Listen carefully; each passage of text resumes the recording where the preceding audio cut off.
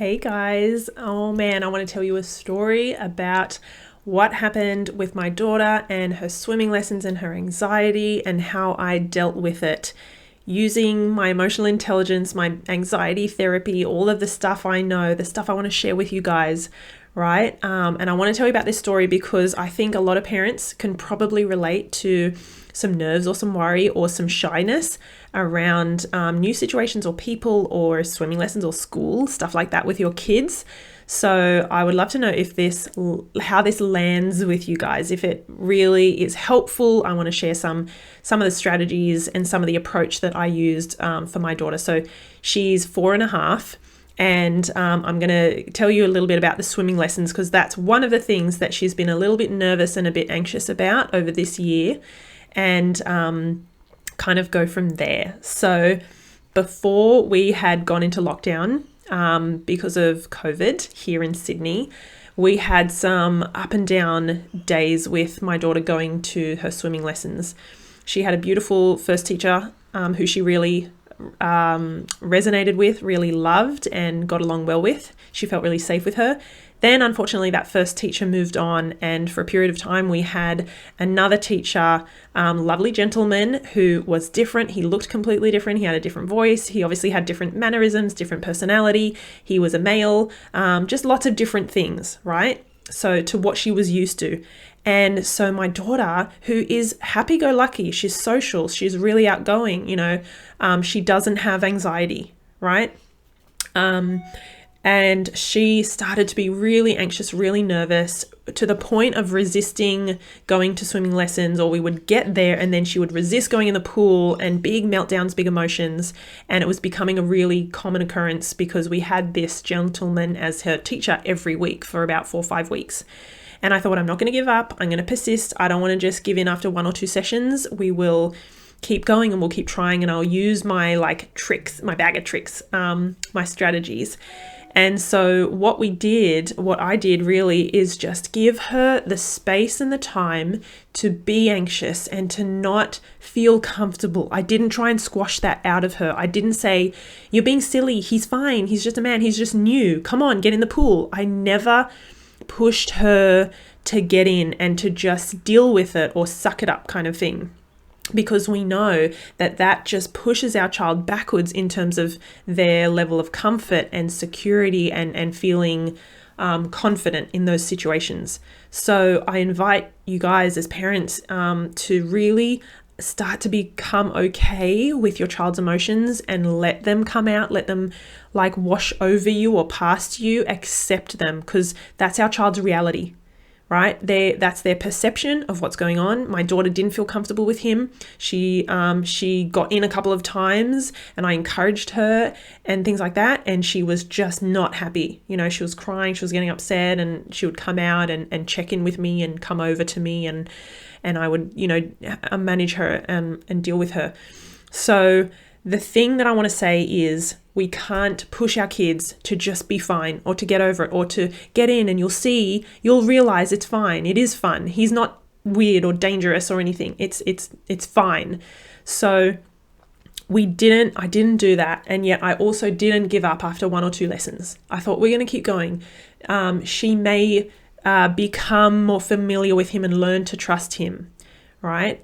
But for whatever reason, she didn't feel comfortable with him. Okay, so I acknowledged that. I accepted that. It was either lesson 4 or 5 when I think it was number 4, and I went to the counter and I was like, guys, is this substitute teacher, where's the replacement one? And they said, actually, he's gonna take the class this term. And I was like, oh man, my daughter just really doesn't click with him. We've given it a really good go. I'm not just giving in, but she's not doing most of the lesson. So long story short, we found another class on the same day at a different time, and we gave that a go. Unfortunately, lockdown then came in a couple of weeks later, but within 1 lesson, she had gotten in. After 10 minutes or so of being a bit shy and nervous, she got in. She did a couple of laps up and down with this new swimming teacher who was very different.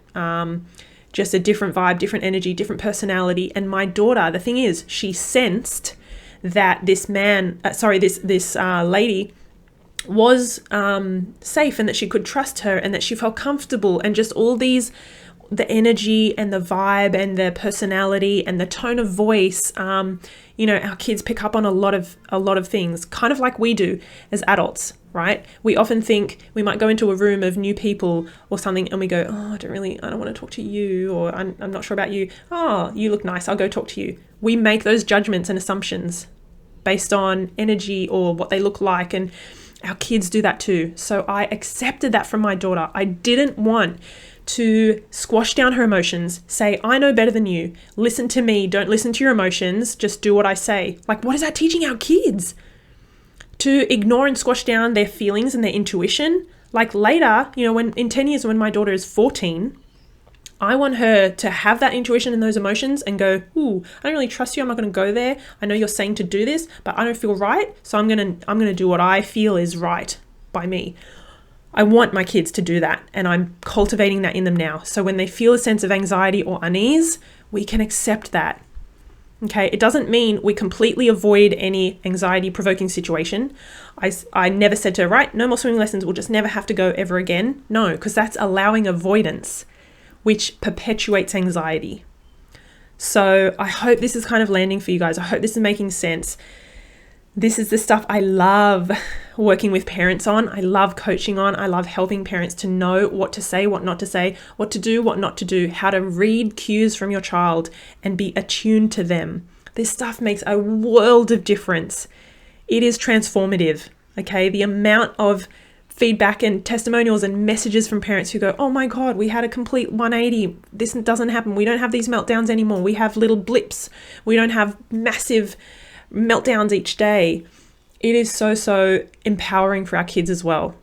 So even if your child does have anxiety, you can empower them by the things you say and the things you do. We can use strategies like, to really help them to overcome some of those anxious thoughts and feelings.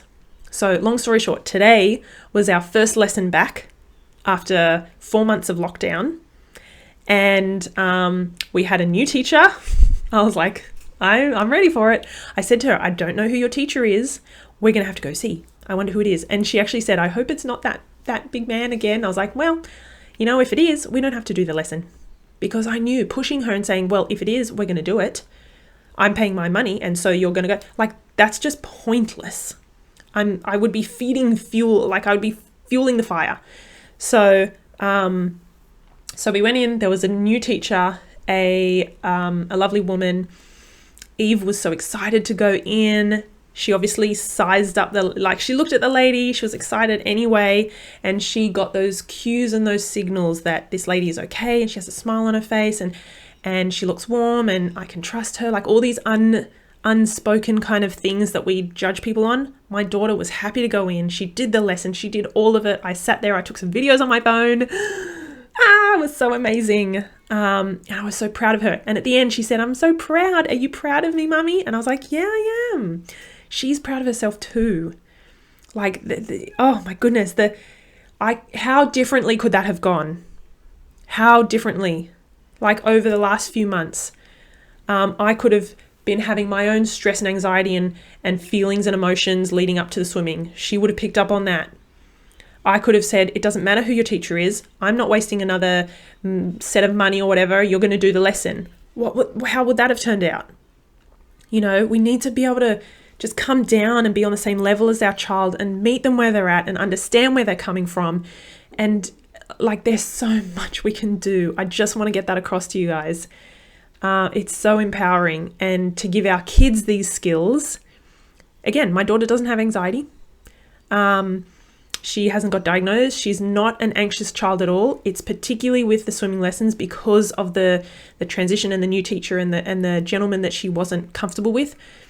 Otherwise, it doesn't have to be my child has diagnosed with this or that or these big behaviors. All of this stuff is so powerful for our kids. Emotional intelligence is so powerful. Okay, if we want our kids to grow up with resilience, with confidence, with emotional self-awareness, to be able to control their behavior and impulses, so much So I hope that really kind of resonated with you guys. I hope you took something away from that. I'm just really excited. I'm so proud of her, and it just reminds me why I am doing this stuff, why I'm sharing it with parents. It is really, really exciting. If you guys are watching along now, I would love you to jump on over, if you're on Facebook, to my Facebook group called Let's Raise Emotionally Intelligent Kids. That's where I'm posting a lot of my content, a lot of the videos and stuff like that.